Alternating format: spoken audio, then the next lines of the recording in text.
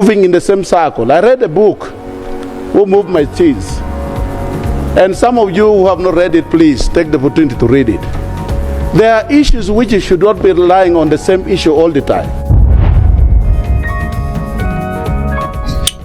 Honorable Akol Anthony has said in the parliament today that if Northern Uganda members of parliament speak broken grammar or broken English, they should be forgiven because they don't have S in the alphabet of Acoli.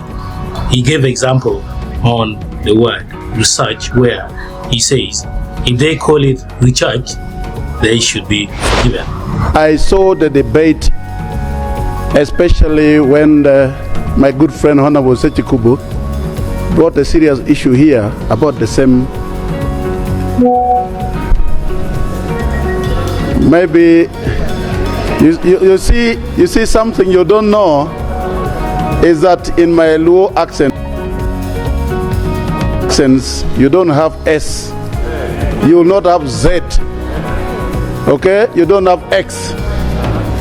So when a person from my sub-region say recharge, don't mind, because we don't have S, we don't have H, we don't have the what, so that's okay.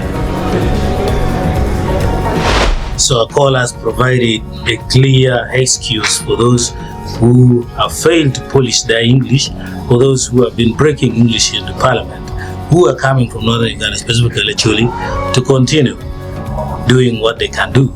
We don't know if you can agree if that is true. They should be forgiven if they keep on shaming our people. I think if the mistake happens once in a while, it's understandable, but if it is often or frequent, then I think it would lead to a big shame on our side.